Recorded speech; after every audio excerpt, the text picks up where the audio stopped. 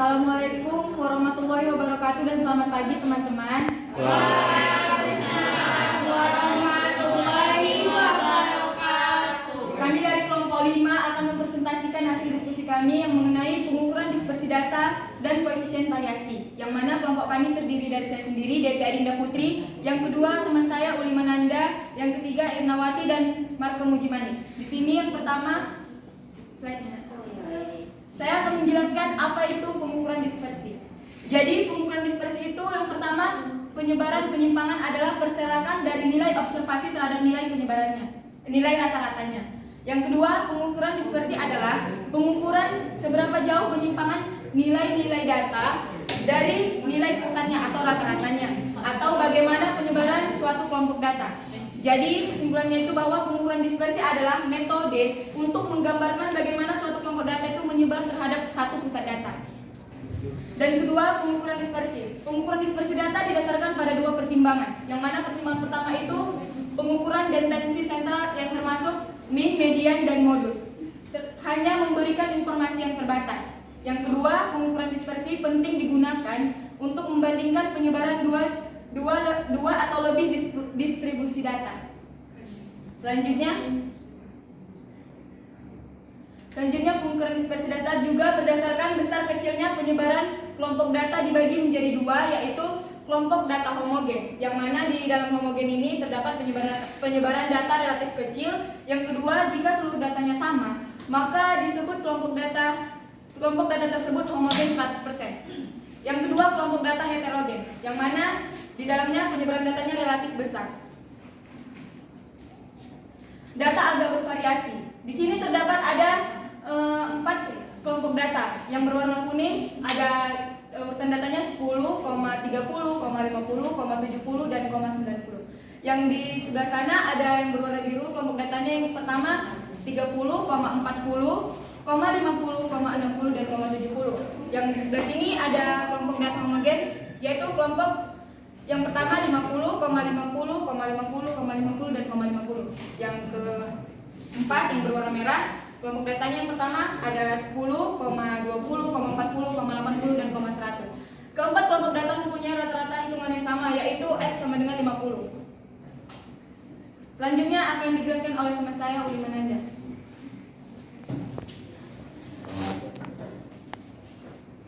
Selanjutnya ada penggunaan ukuran dispersi. Yang pertama, ukuran penyebaran dapat digunakan untuk menentukan apakah nilai rata-ratanya benar-benar representatif atau tidak.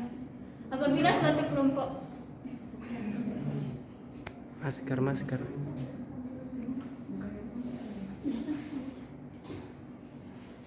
Apabila suatu kelompok data mempunyai penyebaran yang tidak sama terhadap nilai rata-ratanya, maka dikatakan bahwa nilai rata-rata tersebut tidak representatif. Yang B-nya, ukuran penyebaran dapat digunakan untuk mengadakan perbandingan terhadap variabilitas data. Yang C, ukuran penyebaran dapat membantu pengukuran statistika, misalnya dalam pengujian hipotesis, apakah dua sampel berasal dari populasi yang sama atau tidak. Mohon maaf teman-teman, seharusnya tadi saya yang menjelaskan. Jadi ada di sini jangkauan atau rentang atau range. Range atau R, sebuah distribusi frekuensi merupakan beda antara pengukuran nilai terbesar dan nilai terkecil yang terdapat dalam sebuah distribusi. Contohnya di sini ada satu data yaitu 10, 20, 30, 40 dan 50. Range sama dengan 50 dikurang 10 sama dengan 40. Penentuan range sebuah distribusi merupakan pengukuran dispersi yang paling sederhana. Slide selanjutnya. Jangkauan atau rentang atau range.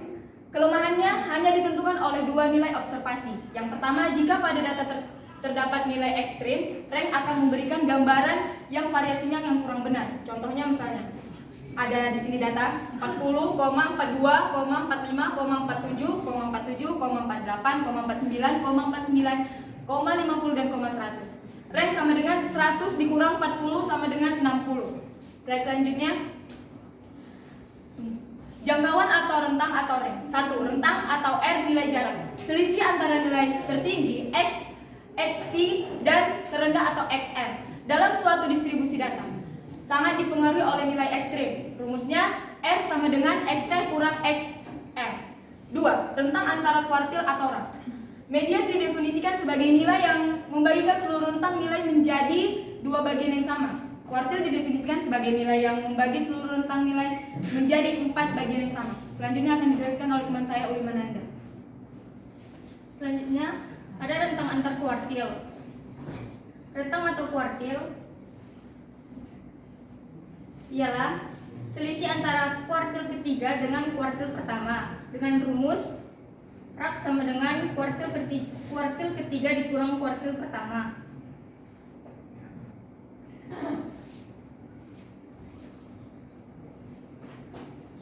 Yang ketiga ada rentang semi interkuartil atau simpangan kuartil, yaitu nilai setengah dari selisih antara kuartil teratas dengan kuartil terbawah atau nilai selisih antara kuartil ketiga dengan kuartil pertama dengan rumus SK sama dengan setengah Q3 dikurang Q1.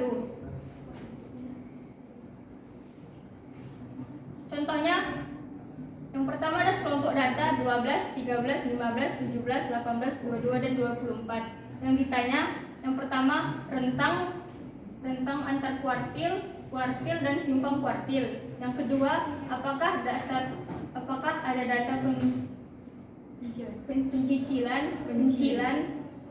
Jawabannya R sama dengan XT dikurang XR sama dengan 24 dikurang 12 sama dengan 12. Yang dimana datanya ada 12, 13, 15, 17, 18, 22, dan 24. Yang 13 ini adalah Q1-nya, 17 ini median atau Q2-nya, dan 22 ini adalah Q3-nya. Maka rak sama dengan Q1 dikurang Q3 dikurang Q1 sama dengan 22 dikurang 13 sama dengan 9. Dan SK-nya sama dengan setengah Q3 dikurang Q1 sama dengan setengah 22 dikurang 13 sama dengan 4,5. Maka setengah Q3 ditambah Q1 sama dengan setengah 22 ditambah 13, yaitu 17,5. Artinya, lokasi 50% data tersebut terletak dalam interval 17,5 kurang lebih 4,5. Jadi di antara 13 sampai 22. Baiklah, selanjutnya simpangan kuartil atau SK. Simpangan kuartil juga digunakan untuk melihat apakah ada data pencilan atau data yang nilainya lebih kecil dari nilai pagar luar atau lebih besar dari nilai pagar dalam. Pagar luar sama dengan 13 kurang 4,5 sama dengan 9,5. Pagar dalam sama dengan 22 tambah 4,5 sama dengan 26,5. Kelompok data di atas tidak ada data pencilan karena 12 lebih besar dari 9,5 dan 24 lebih kecil daripada 26,5. Artinya, semua data dapat digunakan dalam perhitungan. Selanjutnya, jangkauan atau rentang atau range. Simpangan rata-rata atau deviasi rata-rata atau mean deviation. Simpangan rata-rata merupakan ukuran variasi yang lebih baik daripada range, karena simpangan rata-rata didapatkan atau diperhitungkan dari nilai keseluruhan data, bukan hanya dari data nilai ekstrimnya saja. Simpangan rata-rata merupakan ukuran variasi yang didasarkan pada pengukuran simpangan absolut, yang menekankan pada besar atau kecilnya simpangan dan bukan pada arah simpangan.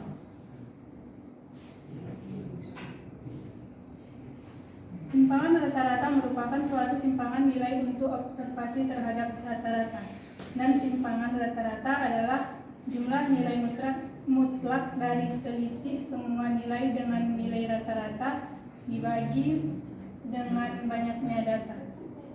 Rumus data tunggal yaitu SR sama dengan sigma X kurang X per N, dan rumus data berkelompok SR sama dengan sigma F X kurang X per sigma F.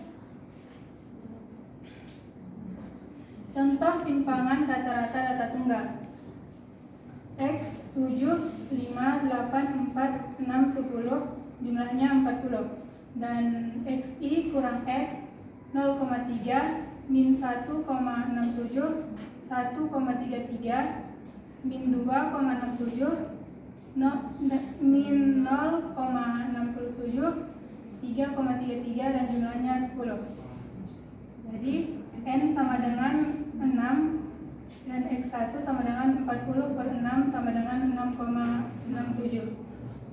SR sama dengan sigma X per N sama dengan N.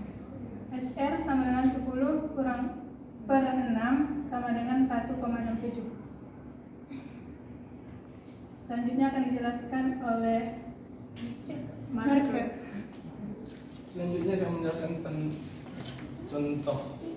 Jika kita telah mendapatkan interval tulas sigma F dan hasil dari F X kurang X, kita langsung memasukkan ke rumus SR sama dengan sigma F dikurang X per sigma F dikurang F sigma F.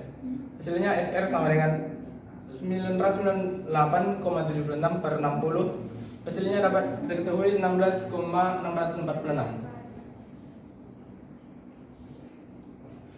Selanjutnya varians. Varians adalah rata-rata dari simpangan kuadrat setiap data terhadap rata-rata itu.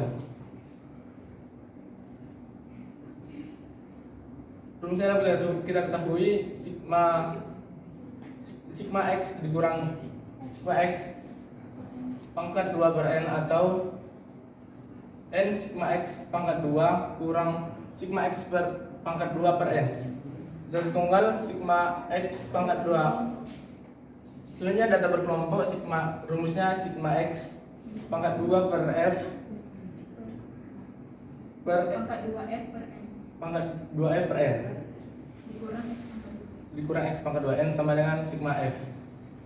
Selanjutnya simpangan baku atau standar deviasi.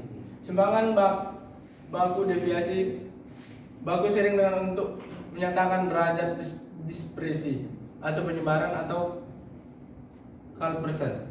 Simpangan baku merupakan ukuran penyebaran yang paling baik karena menggambarkan besarnya penyebaran tiap-tiap unit observasi. Rumus data tunggal SD sama dengan sigma X dikurang X pangkat 2 per N atau SD sama dengan sigma X pangkat 2 per N dikurang X pangkat 2. Rumus data berkelompok SD sama dengan sigma X pangkat 2 F dikurang per N dikurang X pangkat 2. Contohnya data hasil penjualan dari 5 pedagang. Yang pertama 5, kedua 8, ketiga 4, selanjutnya 10, selanjutnya 3. Yang ditanya berapa varian data dan standar deviasi hasil penjualan. Seperti rumus yang kita ketahui, langsung kita masukkan ke rumus. X sama dengan 5 ditambah 8 ditambah 4 ditambah 10 ditambah 3 per 5, kita dapatkan sama dengan 6. Kita masukkan selanjutnya 5 dikurang 6 pangkat 2 ditambah 8 dikurang 6 pangkat 2 ditambah 4 kurang 6 pangkat 2 ditambah 10 kurang 6 pangkat 2 ditambah 3 kurang 6 di pangkat 2, hasilnya sama dengan 6,8 per 5. Seperti rumusnya tadi, SD sama dengan masukkan data berkelompok sigma X dikurang X per pangkat 2 per N atau SD sama dengan angka 68, hasilnya 2,6077. Contoh selanjutnya, jika kita telah mengetahui kelas interval X, F, dan X pangkat 2, X kurang X pangkat 2 atau X pangkat 2 F, langsung kita masukkan ke rumus sigma X per 2 pangkat E per 2 F per N dikurang X pangkat 2 atau SD sama dengan akar sigma X pangkat 2 F dikurang N per N dikurang X pangkat 2. Dan hasilnya 26.124,76 per 60. Hasilnya kita ketahui 435,4127 atau hasilnya sama dengan akar 435,4127 dan kita ketahui hasilnya sama dengan 20.866.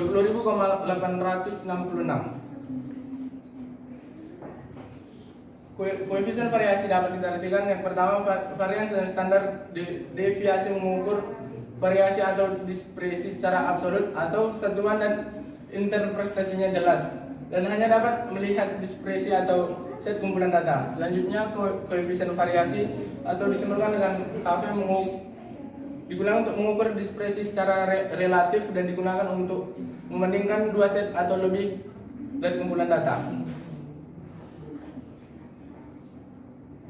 Koefisien variasi. Pengertian koefisien variasi adalah perbandingan antara simpangan standar dengan nilai rata-rata yang dinyatakan dengan presentase. Selanjutnya koefisien variasi berguna untuk melihat sebaran data dari rata-rata hitungannya. Rumus dari koefisien variasi adalah KV sama dengan SD per X dikali 100%. Penjelasannya SD sama dengan standar deviasi, X sama dengan rata-rata atau mean.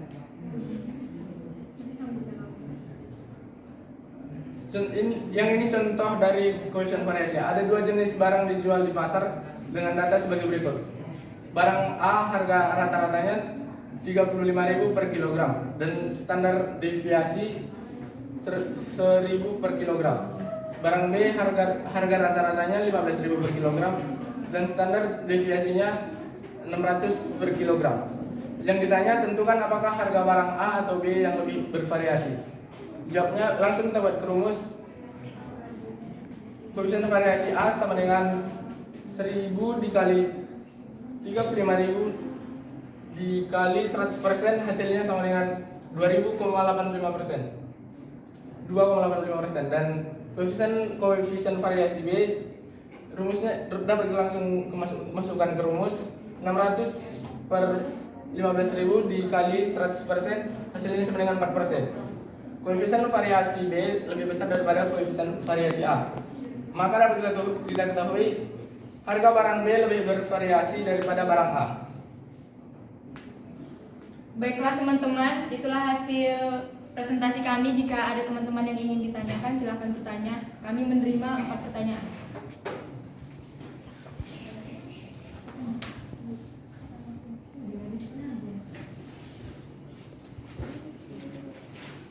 Apakah ada teman-teman yang ingin bertanya?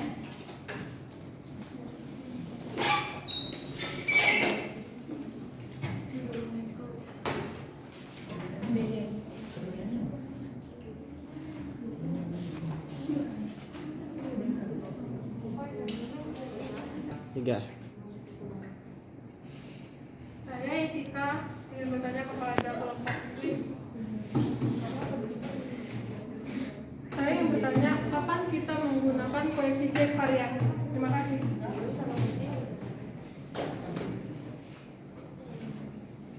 Apakah ada lagi teman-teman yang ingin bertanya?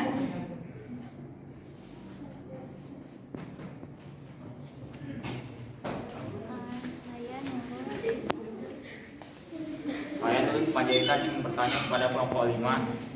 Menurut kelompok kalian, apa kegunaan dari ukuran dispersi?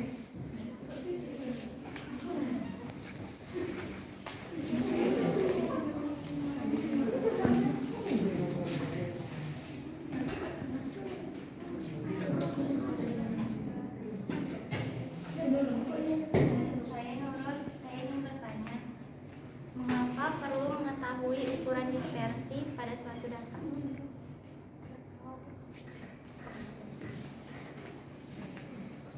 Apakah ada lagi yang teman-teman yang ingin bertanya? Saya ingin bertanya, apakah koefisien variasi yang semakin besar berarti data semakin beragam?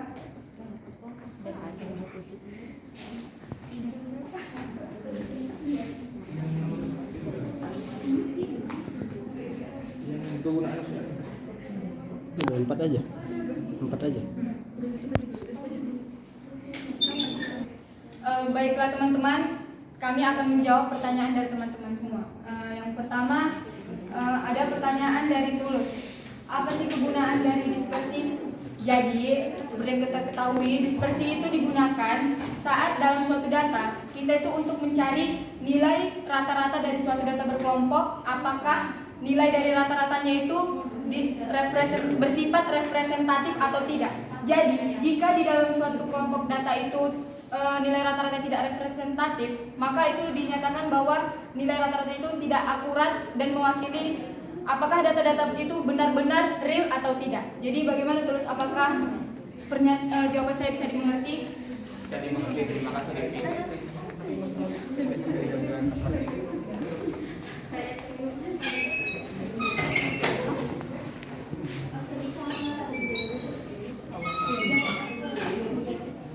Selanjutnya saya akan menjawab pertanyaan dari Mutiara, yaitu apakah koefisien variasi yang semakin besar berarti data semakin beragam? Jawabannya tidak.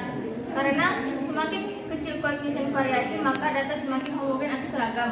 Sedangkan semakin besar koefisien variasi maka data akan bervariasi atau heterogen. Apakah menurut saudara Mutiara dapat menerimanya? Ya, terima kasih. Baiklah, selanjutnya saya akan menjawab pertanyaan Nurul.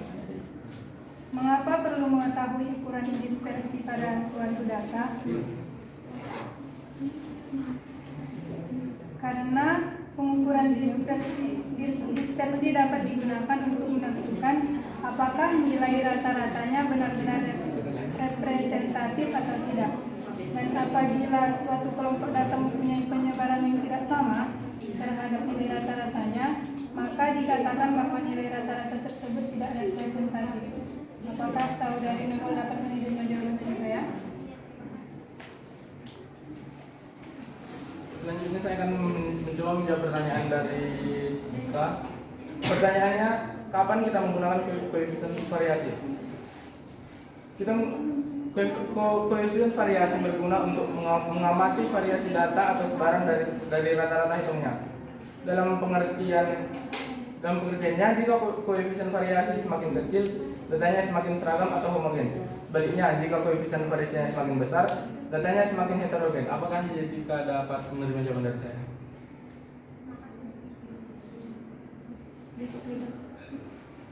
Mungkin itu saja dari hasil presentasi kami dan kami harap teman-teman dapat mengerti apa yang kami sampaikan. Kurang lebihnya mohon maaf. Assalamualaikum warahmatullahi wabarakatuh.